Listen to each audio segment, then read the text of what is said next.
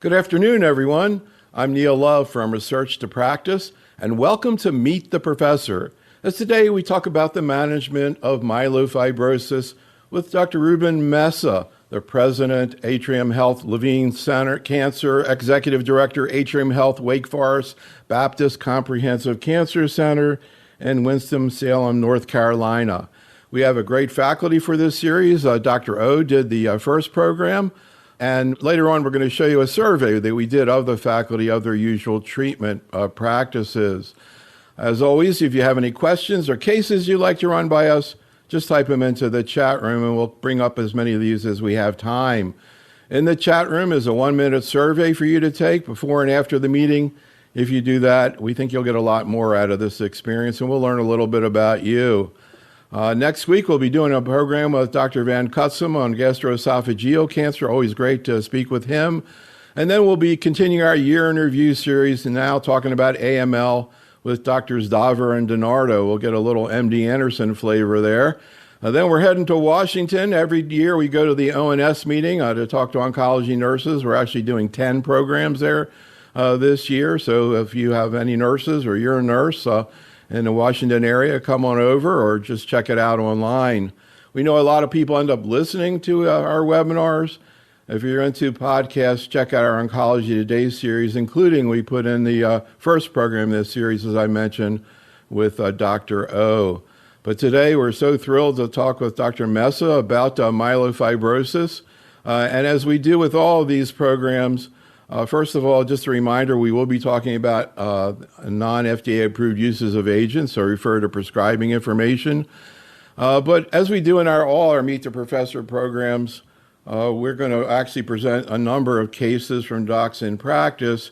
And I just want to point out that for this series, we have actually two general medical oncologists, Drs. Freemal and Gupta, who, of course, rarely see MF. Ruben, we did an entire weekend for general medical oncologists. I think it was about 10 days ago, like 20 hours, 35 investigators, but we did not have time to talk about myelofibrosis. So it's tough for the general medical oncologists to keep up with these less common diseases. But we also have Dr. Battinger, who was actually on the faculty of Ohio State and then went into community practice, but specializes in HEMONC. And finally, Dr. Palmer, who I'm sure you know is an investigator in the field. So we have kind of a spectrum of cases we're going to present. And I guess just before we get started, I just want to take a breath. Ruben, I was telling you that we think about a quarter of our audience has been in oncology, less than 10 years. And I just want to reflect back to sort of when things change for this disease. You and I did it. The last program we did was a year and a half ago. November 2022. So it'll be interesting to compare what you told me then. Now we've had the approval of another JAK inhibitor, momelotinib, since then, as well as now at the ASH meeting, the two big phase 3 trials that you were just talking about at that point. But now we have some data on that. So I want to just sort of take a step back and maybe talk a little bit about where things were in 2005. So when I think about 2005, one of the things I remember is in 2004 is when the EGFR mutation was discovered in lung cancer. And that really changed how we thought about targeted therapy in solid tumors. We'd previously seen targeted therapy, of course, with CML, really so dramatic. But, 2005, you were telling me that myelofibrosis is called myeloproliferative disorder. So it wasn't even identified at that point as a leukemia. And then you all discovered the JAK mutation with that kind of going on. So maybe you can just talk a little bit about what it was like to treat a patient, before that time, and then what started to evolve. And then finally, let's tell the audience about a patient you saw today. Wonderful. Well, Neil, thank you so much for the opportunity to be here. I always love our conversations. I think these are really helpful discussions, and I'm sure really helpful for folks who are both watching this or listening to this as a podcast or on their radio as they're driving. Indeed, in myelofibrosis and the myeloproliferative neoplasms, 2005 was a real watershed moment. So, as I think about my career, I've been involved with caring for these patients ever since I was a medical student at the beginning of the 1990s, having had the chance to be mentored at that point by Ayulu Teferi, who's been a legendary leader in this field. And that first stretch of time before those key driver mutations, JAK2 V617F being the first amongst them. One, with this group of disorders, there was a lot of discussion. Are they clonal? Are they chronic leukemias? And in depth through a variety of different studies, X chromosome inactivation, they had been proven to be clonal. So again, as one thinks way back, there was always the conversation: are these malignant disorders? Are they not? They had been shown to be clonal. But trying to develop therapies for these diseases had largely been around trying to beg, borrow, or steal medicines that were being tested for other indications. And for myelofibrosis, in my career, we were trying anti-scarring drugs or anti-fibrosing drugs that were not very effective. And then we had a lot of work that was done on anti-angiogenesis drugs because we had noticed angiogenesis was increased, and went through all the different IMiDs, thalidomide, lenalidomide, etc.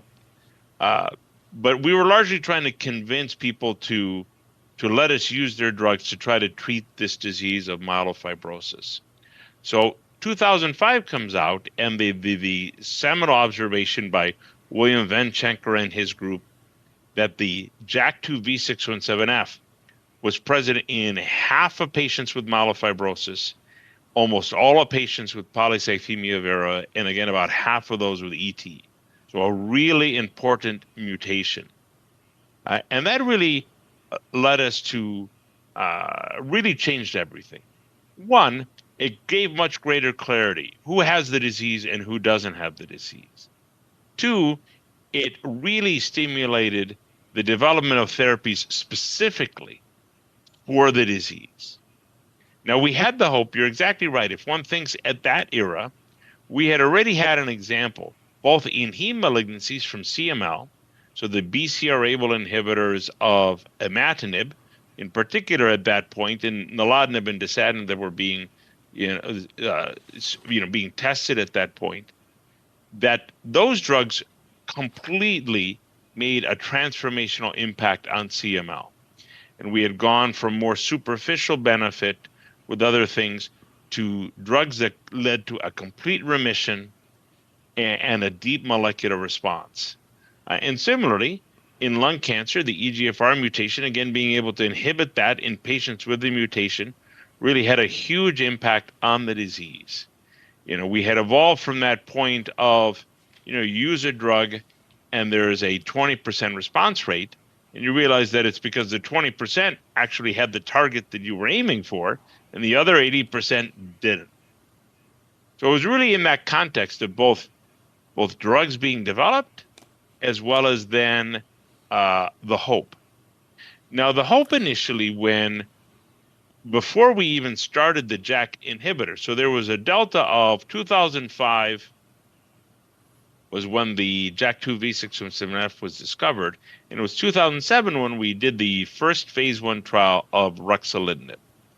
And one of the reasons that time was short is that there was already a JAK inhibitor program, both at Incyte, which was an offshoot of DuPont at that point, as well as a couple other companies that, again, had been speculating that the JAK-STAT pathway was going to be relevant both in malignant disease, but also in inflammatory and autoimmune diseases. So, and that has proven to be the case. And that as we started those trials, we again had a hope before we started them that by giving a patient a JAK inhibitor, the disease would completely go away, like it occurred with CML. And as we'll get into our conversation today, we've learned that benefit is more nuanced, that there was clear benefit, rapid improvement in how people felt, which was meaningful, rapid reduction in the size of the spleen. Now, what we've learned over time that's really relevant is that there's an additional benefit from JAK inhibition, which is probably an impact on progression-free survival. And in some of the best responders, really quite significant. So ironically, today I saw a patient as a new consult who had been diagnosed with myelofibrosis in his 30s, prior to 2011. I think he was diagnosed in 2007. But in 2011, started on ruxolitinib, had a response, and as of today, still on ruxolitinib.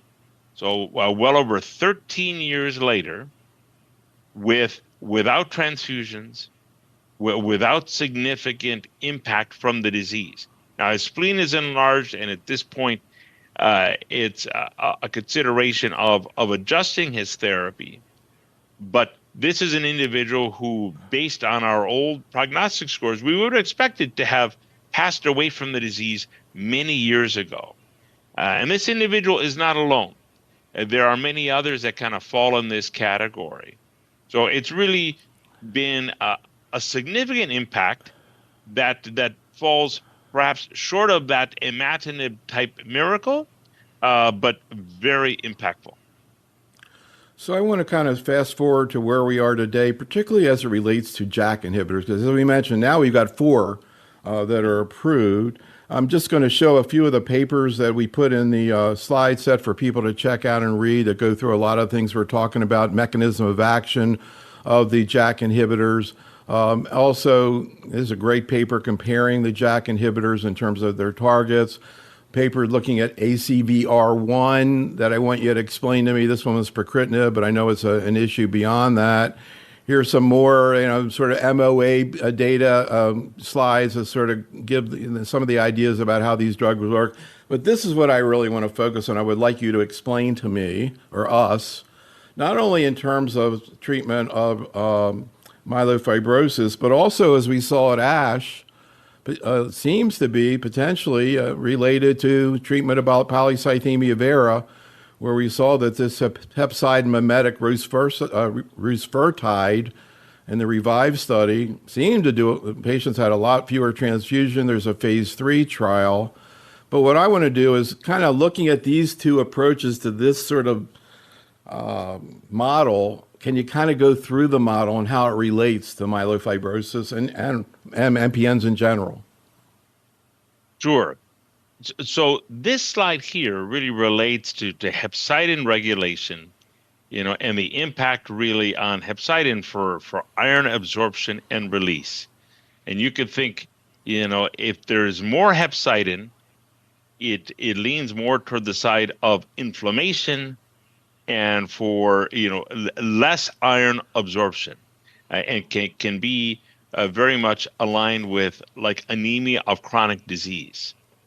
Likewise, if hepcidin is decreased, that can be lead to less iron absorption, can lead to a decrease in red blood cells. So this is not the pathologic state. This is kind of the normal activity with you see there in the red the impact of JAK inhibition. So there are really kind of two sides of the same coin. So first, let's start with the JAK inhibitor piece. So we now have 4 approved JAK inhibitors: ruxolitinib, fedratinib, momelotinib, and pacritinib. And as we get through today's discussion, they all inhibit JAK2. And they all are inhibitors of the JAK-STAT pathway. They're not specific for JAK2 V617F. And that part is important. There are 3 driver mutations. The JAK2 V617F, which I had mentioned earlier, is present in about half of patients with myelofibrosis. There's calreticulin that's present in about a third of patients with myelofibrosis. There is MPL that's present maybe in about 5% of patients with myelofibrosis. But all of them impact the JAK-STAT pathway in different ways and lead it to be constitutively active, so it's always on. And we know that individuals that, even if they lack any of those 3 mutations, still have an overactivated JAK-STAT pathway. So that pathway being overly turned on is important, and inhibiting it, likewise, is important and beneficial. This is important because it's different than imatinib in CML.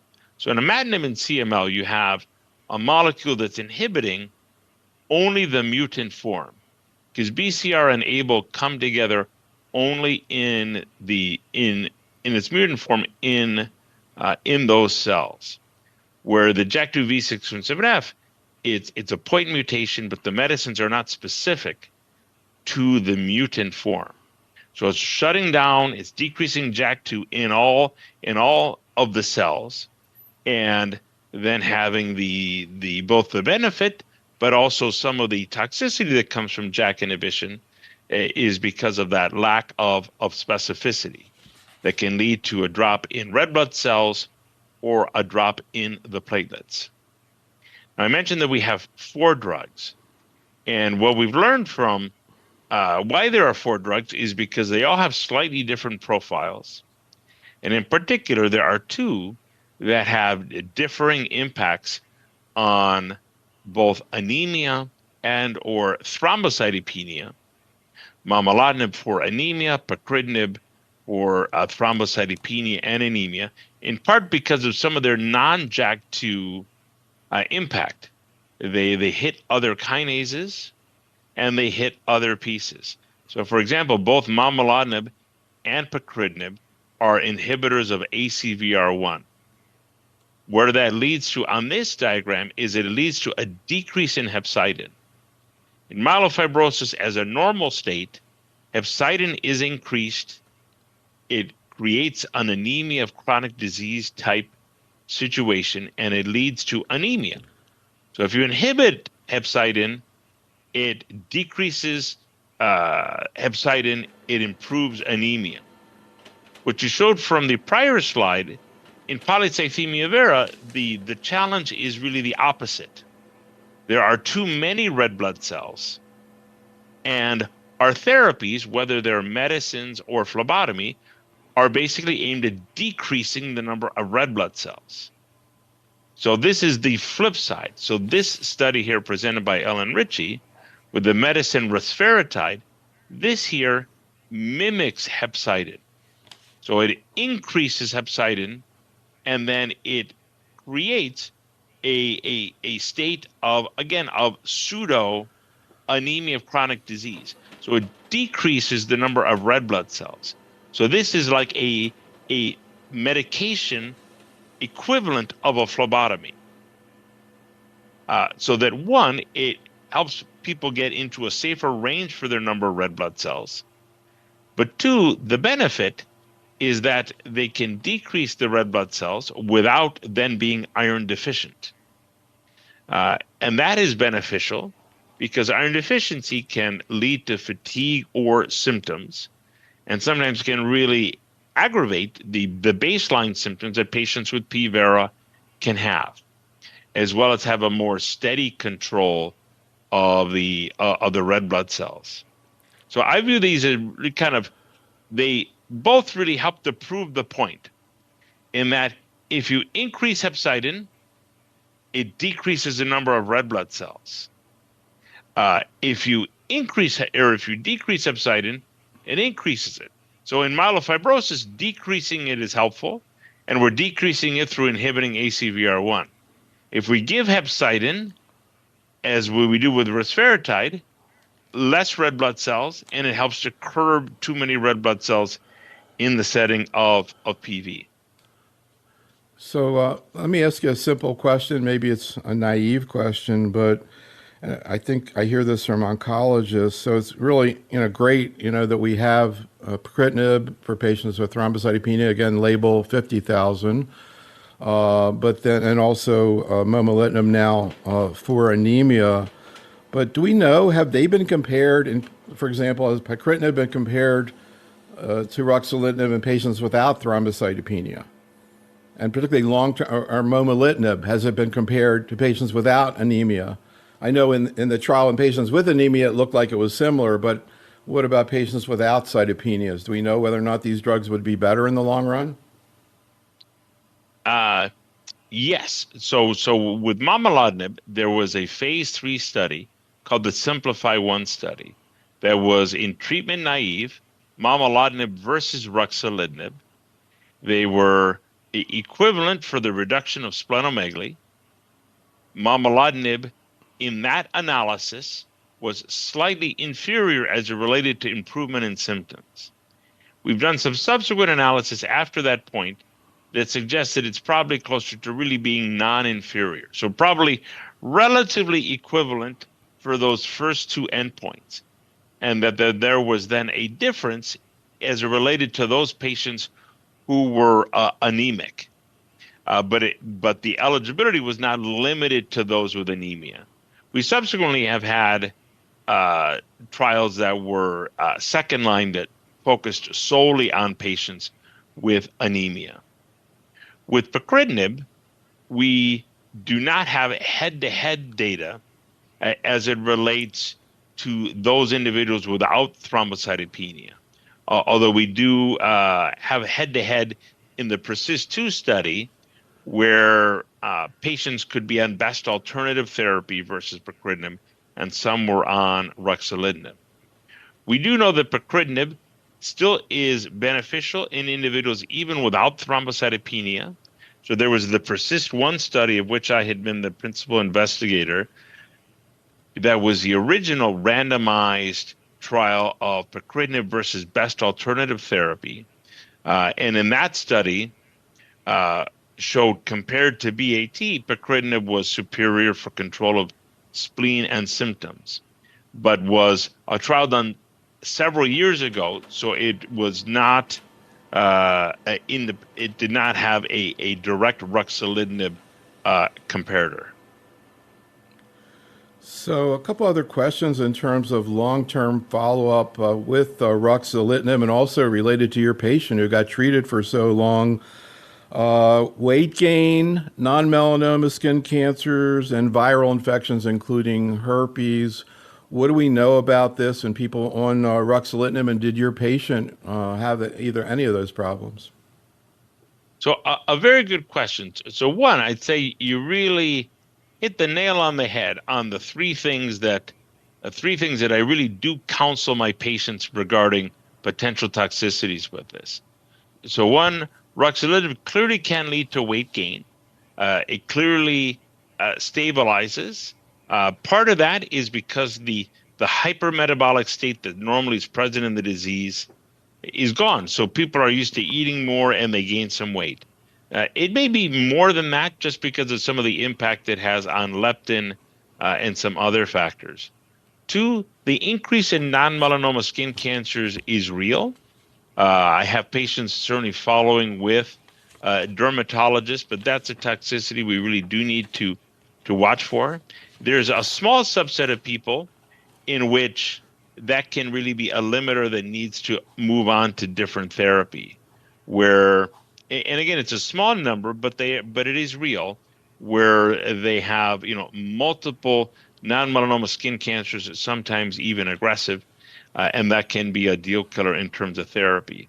And the final one is really around herpes zoster, and I typically counsel for patients to receive the inactivated vaccine to really try to decrease that from coming on.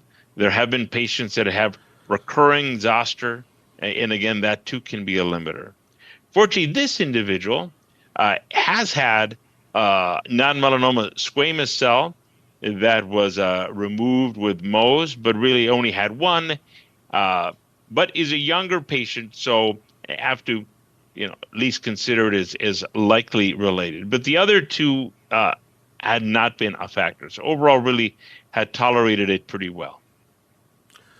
I'm just kind of curious, these seeming sort of unusual issues, weight gain, non-melanoma skin cancer, do you see those with the other JAK inhibitors?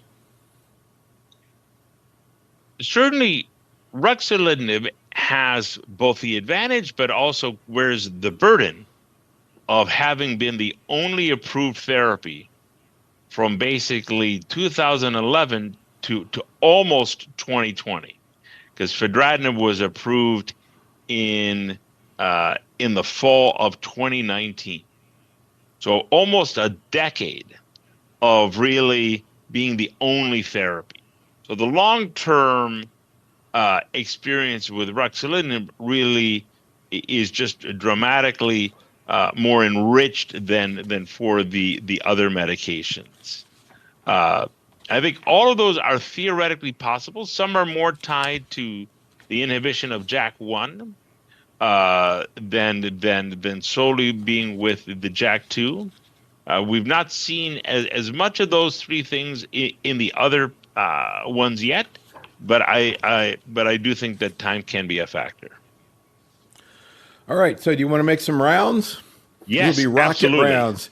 All We're going to right. do like 7 or 8 cases. We'll see if we can just sort of crack through them and get a little bit of a picture of how this all plays out in the real world, so to speak. So first, Dr. Battinger has an interesting case. This is an 85-year-old lady who presented with myelofibrosis in 1999 in a very unusual way. And I'm curious whether you've seen this presentation. The main reason I picked this 85-year-old woman is because I had never seen anybody diagnosed with myelofibrosis in this manner. But this patient is 85 years old, and she was actually diagnosed in myelofibrosis in 1999 after she had a routine screening mammogram that showed a left breast mass. And obviously, everybody thought that was breast cancer, but when it was biopsied, it actually resulted as bone marrow tissue. And so, Wow. yeah, I had not seen anything like that. And so she ultimately had a diagnostic bone marrow biopsy and aspirate, which showed that she had primary myelofibrosis, but her blood counts were not significantly impaired and she felt well. So for 10 years after her diagnosis, she was just managed expectantly. And then I'll just add to that she actually, after 2014, progressed, and she actually died of myelofibrosis after being, not treated for over 10 years. So, any thoughts about the case? Have you seen this presentation? So not in the breast, but without question, MF can present with extramedullary hematopoiesis. And certainly the spleen is the most common location for extramedullary hematopoiesis, which is why we, again, a common presentation is someone has incidentally notes an enlarged spleen, but it has presented as a mass or an organ mass. It has presented certainly with spinal cord compression or in the spine or in the lungs or with ascites or pleural fluid. Not common. Things we have noted is one, when it does have a mass-like presentation, it tends to be exquisitely sensitive to radiation. So again, if it's in a problematic spot, sometimes we give radiation for these individuals. It's again good that they were thoughtful as well as did a biopsy and really were able to go down kind of the correct pathway. Because certainly you can imagine the risk of someone assuming that it's something else and being really, very incorrect in terms of what the disease is. What about the lag time between, that she was observed for so long with that and then progressed and died? So it's a disease that really has a fascinating heterogeneity in terms of the natural history. But I think as Dr. Bhatnagar was saying, her counts were relatively normal around the time of presentation and was otherwise relatively asymptomatic.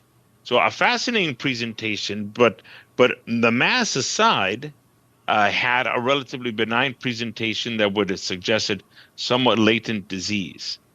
Now, I do wonder with this individual who again ended up then having latent disease but then progressing, as we have found in other hematologic malignancies, sometimes extramarrow presentations sometimes can come back to bite you in terms of aggressiveness. And again, I wonder whether that, although it was latent but then passed away, whether there may have been some link with that. Just as we sometimes see an extramedullary hematopoietic presentation of AML with like a myeloid sarcoma, sometimes can have, very difficult behavior.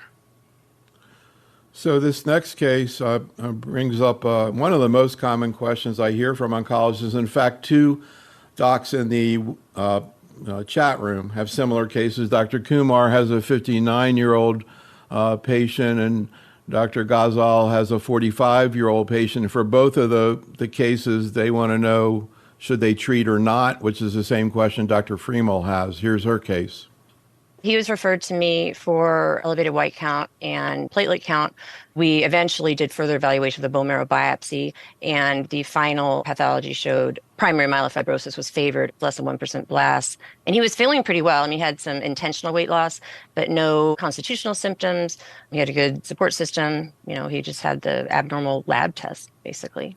Since he was asymptomatic, we actually discussed just observation until he developed either symptomatic splenomegaly, or he didn't have any hepatosplenomegaly on exam, or constitutional symptoms or something else. We gave him information, and he and his family were kind of in agreement with that plan.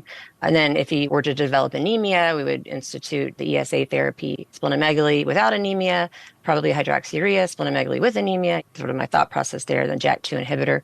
So what are the questions you have about this case?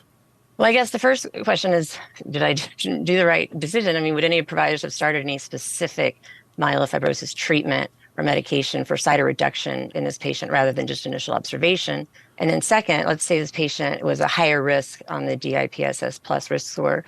Would recommendations change in that situation? So yeah, this patient was low risk and also had a JAK2 mutation. And she mentioned the looking at the prognostic score, which system do you use? And what about the general question of when to start therapy? Another issue, we were talking before about, how when this initially started, I think a lot of people were expecting you needed the JAK mutation in order to benefit from JAK inhibitors. That was a misconception that was out there for a while. But really with the pathophysiology you described, it's kind of obvious. So again, very common question from our oncologists. You have a low-risk patient without cytopenias. When do you start treatment, and how do you decide which one? Well, with this individual, so one, which risk score to use? There are multiple of them. I think in the patient that is potentially of a bone marrow transplantable age, I now think that it's clearly our standard of care to consider obtaining a myeloid genetic panel. They're readily available. They can be done on the peripheral blood. They're in the NCCN guidelines, so should be able to be reimbursed. Now, this has evolved over time. 5 years ago, some of these may not have been reimbursed, etc. But over time, we found that it really is quite prognostic, and that helps to refine that risk. Is it really as low risk as it seems? But as Dr. Freemel mentioned, certainly low risk asymptomatic observation certainly is a consideration. Now, the other consideration in this group is, again, in many ways, we have found that the patient that she was describing is someone who in the past we may have labeled as having essential thrombocythemia. And it does overlap with that sort of presentation. High platelet count, they're 73. And again, we think less in terms of the impact of myelofibrosis. Myelofibrosis, you're thinking spleen, symptoms, risk of mortality. If we were to say he's a 73-year-old with ET, they'd say, well, the elevation in the platelets and the white blood cell count, they have a risk of blood clots. Should they be on hydroxyurea or another medicine to prevent progression? In this group, we sometimes will consider medicines for controlling the platelet count around the risk of thrombosis, as well as there's increasing evidence that the use of long-acting interferons, like pegylated interferon alpha-2A, may have a benefit in helping to decrease the likelihood of progressing into much more overt myelofibrosis. And there have been studies done, and there was one presented at ASH this last December, showing in young patients with ET treated with interferon versus hydroxyurea, they seem to have a very significant decrease in progression-free survival compared to hydroxyurea. So less myelofibrosis issues, but more issues around should they be on nothing. And I think there's a case to be made for a 73-year-old to consider cytoreduction, but for different goals than we have with MF, to decrease the risk of thrombosis, but maybe also to decrease progression. All of that said, low risk asymptomatic by our NCCN guidelines, still that is a consideration. So next case from Dr. Palmer is an 80-year-old woman with pancytopenia and primary MF. Here are her questions. 80-year-old female presents with pancytopenia, weight loss, early satiety, and fatigue. Her hemoglobin is 7.2, white blood cell count 2.9, normal differential, platelets of 38. Her spleen is palpable at about 7 centimeters below the left costal margin. Her MPN TSS is 15 based on fatigue, early satiety, and inactivity. A bone marrow biopsy is hypocellular with abnormal megakaryocytes, no increase in blasts. And in this picture, you see the large hypolobated megakaryocytes as well as a bone marrow reticulin stain that shows extensive fibrosis. And so how would you treat this patient? Would this be somebody that you would consider pacritinib for, momelotinib for, based on their anemia? How closely would you monitor this patient once you had started them on this medication? How do you differentiate when you're thinking of patients who have the myelofibrosis that has these very high white blood cell counts and big spleen and lots of symptoms versus somebody like this patient who just has a real significant pancytopenia? Any thoughts? Well, we clearly have learned over time that there's different kind of subgroups of patients with myelofibrosis. And I think as Dr. Palmer is describing, this is someone that we have really would have cytopenic myelofibrosis. The counts are low. The spleen is not that big. We've learned over time these patients are frequently less likely to have the JAK2 mutation. They frequently are either triple negative or at least don't have the JAK2 mutation. And they clearly still can benefit from therapy. You know, this would be an individual who one could make a case for either pacritinib or momelotinib. Both would be fair. I think with the platelets of 38, I might start with pacritinib.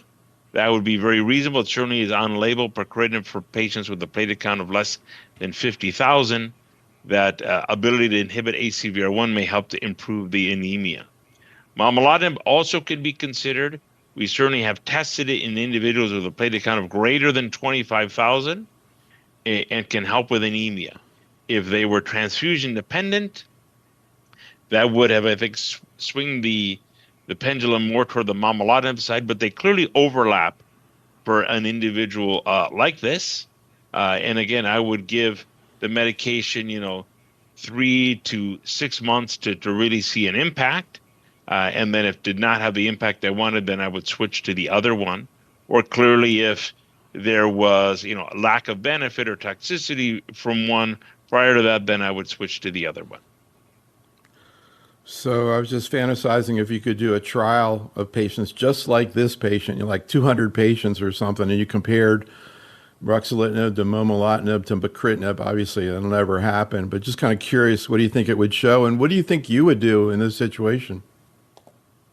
Well, I think, momelotinib and pacritinib, I think, would clearly distinguish themselves as being better than ruxolitinib in a 3-arm study. And the limiter with ruxolitinib is that we have to end up dose reducing, and we typically really have not an effective dose kind of between them. I think that we'd see, benefit to both momelotinib and pacritinib. Whether we would see statistical superiority from one versus the other, it's tough to say. I think I would pick pacritinib first, but I think it's a relatively even choice, particularly for this individual. If the platelets were even lower, let's say the platelets were 12, they'd clearly be pacritinib. Let's say the platelets were 110 and anemic, then I would be thinking much more of the momelotinib side of the coin. What about 50,000 to 100,000? How do you, in general, not so much this case, but let's say somebody who's not anemic, but thrombocytopenic, 70, 80, 90,000. Pacritinib or ruxolitinib?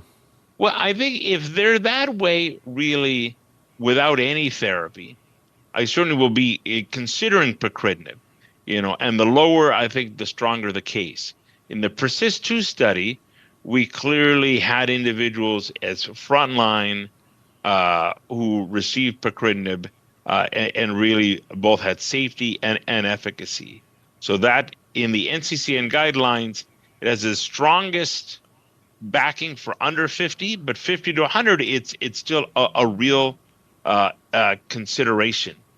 Again, with the limiter being that we can use ruxolitinib, we have to start it low, we have to march up the dose, but there are many patients, in the U.S., and it'd be the risk for this individual that are on ruxolitinib, but really a subtherapeutic dose.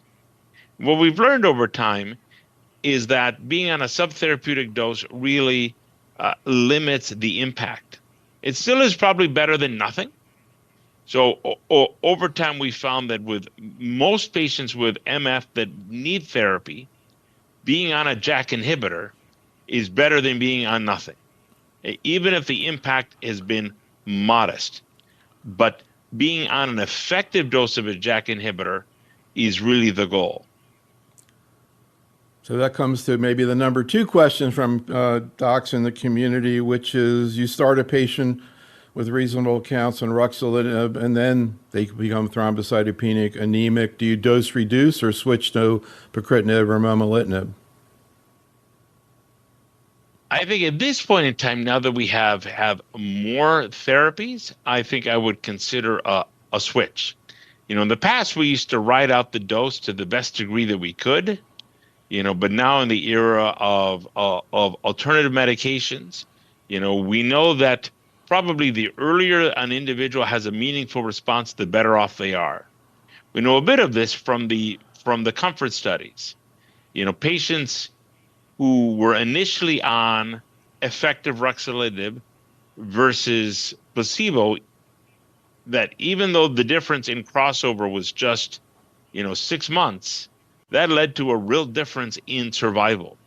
So I would say, the longer a patient is not receiving effective therapy, that is a negative. So I think trying to get to an effective medicine sooner rather than later has benefit for the patient. Well, that's why I was asking about, the idea of looking at a trial like a pacritinib in people who start out that are not thrombocytopenic, because maybe, you have a lot of people are going to get dose reduced and, maybe they don't have as much activity. I don't know. I just was thinking there what would be interesting.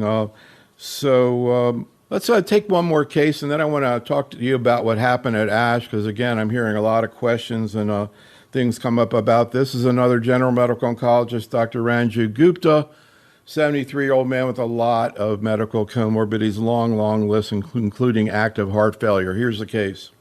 This is a guy who is 73 years old, morbidly obese with lots of issues, diabetes, hypertension, congestive heart failure, not well controlled, diagnosed with myelofibrosis, with anemia, required blood transfusion, splenomegaly on ultrasound. I started him on ruxolitinib, 15 milligram twice a day.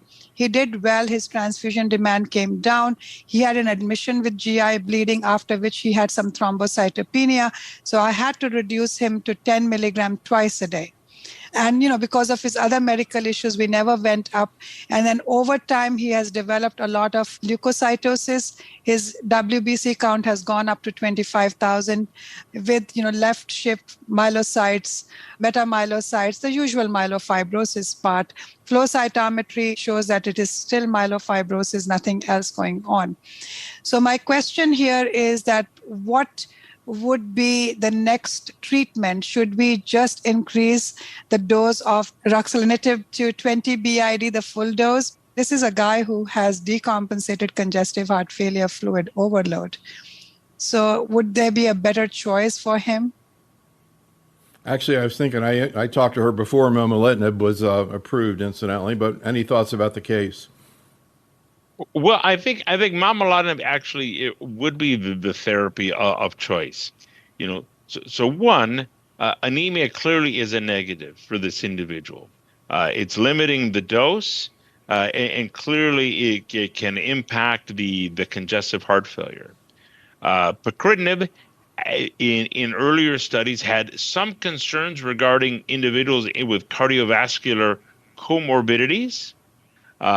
Always difficult to know how real that genuinely is because, again, they had a higher risk group of individuals with cytopenias and risk of potential complications. But all things put together, I think that individual where in the ideal world you'd have an improvement in anemia, as well as being able to give the medicine at full dose. I think momelotinib would be the choice for that individual. Incidentally, quick question from the chat room. Does pacritinib actually increase the platelet count or just prevent it from dropping down? That's a very good question. It can increase the platelet count, but its main value is that it doesn't lower it further, and that you then don't have bleeding complications. There have been certainly some, but it is a modest percentage that because of reduction in the splenomegaly, you see the platelet count actually increase. But when it comes to an increase in low counts, that's where we see really the real benefit from momelotinib as it relates to anemia. Momelotinib can really improve anemia. Pacritinib, it's really around safety, being able to use it in patients with existing thrombocytopenia. Interesting. Well, let's chat a little bit about ASH. As I mentioned, a lot of people are asking about particularly those 2 phase 3 studies that were presented. We actually did a program with Dr. Pemaraj, just on what happened at ASH. It goes through a lot of these papers, and many that we're not going to. Here's the program that we did. So, Transform, we're talking about navitoclax, I guess a cousin to venetoclax. This study, I guess, we're not going to go through all the data, but the bottom line was it looked like it had a significant effect on the spleen, but not symptoms. What's the thinking, the pathobiology of why this drug works? Why is it different than venetoclax in terms of its target? And what do you think about this study and the future of this strategy? So when it's a BCL-XL inhibitor, and that's involved with apoptosis.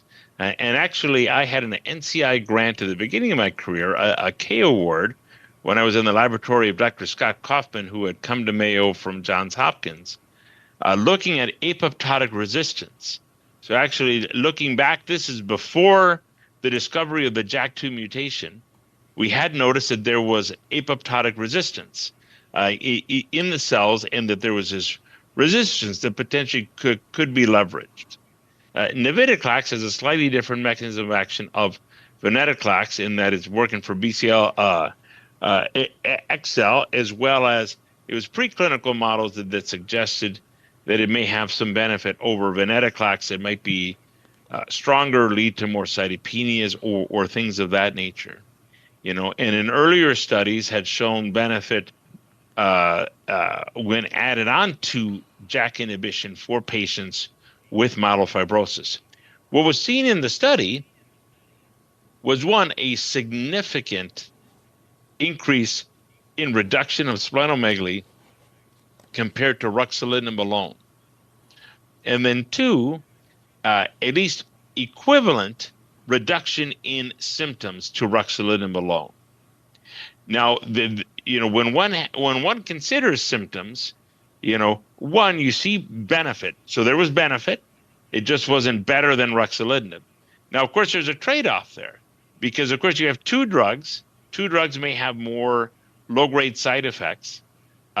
So it still balanced it out. So you might think that there's a little bit of a toxicity cost to being on two medicines, and that some of the benefit from the medicine may have offset that. So it was not inferior to being on ruxolitinib for improvement in symptoms. The trial had been designed in the hopes of seeing that both were better, although we don't really know whether that was really a realistic hope. There also can be a little bit of a ceiling effect as it relates to improvement in symptoms, particularly in a frontline study. In a frontline study, they may be a little less symptomatic, and it's different than the era of the comfort studies. The initial studies we did in JAK inhibitors, we didn't have approved therapies. There weren't JAK inhibitors.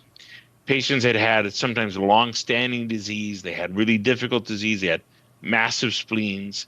Now people get treated much closer to the time of diagnosis because we have so many other therapies, So, not really sure that it was really even a fair expectation to think that you could show a statistical superiority in symptoms in addition to splenomegaly in an upfront study. So when you think about it, are there situations right now, of course, as you say, you've got to consider the downside, the cost, et cetera. Any situations right now where you think you might want to use this strategy either upfront or maybe in a patient progressing on ruxolitinib? Well, I think in patients progressing, without question, I think both this as well as pelabresib, made a strong case from their phase 3 study in that in many ways they were kind of parallel trials, different mechanism of action, impacting, it's a BET inhibitor, but both had almost double the response rate for splenomegaly. And neither showed clear superiority for a change in symptoms. A little bit difficult to really compare them head to head because they were really parallel studies. But both really have this significant incremental benefit. So without question, tomorrow, if we had both drugs available, adding them on to patients that had a suboptimal response for splenomegaly would be a natural. I mean, the patient who I saw today, as I had mentioned, has a big spleen, clearly needs something different, is not overly cytopenic, and again, adding another agent on would be, the most attractive to really try to gain additional benefit for such an individual. Now, in individuals that are JAK inhibitor naive, I think again both make a case for all things being equal, potentially being able to benefit from being on combination therapy. I think we'll find over time, if there's an FDA approval, does the FDA put in some prerequisite? Do we consider it in individuals who are higher risk or have a certain molecular phenotype? The data we have from the phase 3 trials did not yet include kind of subset type analysis to really suggest, is there one group that benefits over the other in terms of the expense or other pieces? But there's clearly stronger data, and we have seen that, the reduction in splenomegaly from the JAK inhibitor studies was associated with the improvement in survival, and that a much more profound decrease in splenomegaly may be predictive of longer-term benefit, longer-term survival. Now, we've not fully proven that yet, but certainly there's certainly the hope that is predictive, and I think that will end up being a driver of the benefit in combinations. You had shown there the slide with selinexor. You could think that there's now a whole range of different drugs with different mechanisms of action, naftamadlin, selinexor, imetelstat, amongst others, that like pelabresib and navitoclax clearly have a different mechanism of action to JAK2 inhibitors, most of which are showing benefit of potentially consideration, along with a JAK inhibitor to augment benefit in people who are suboptimal responders or potentially in combination. So I think, we're walking the path that I think has been clearly seen in other heme malignancies, likely of multi-drug therapy to try to impact a more than one pathway and to try to better impact the disease. So I want to get to the survey of the faculty, but a couple more papers I just want to ask you about. I know you've done so much work on pacritinib.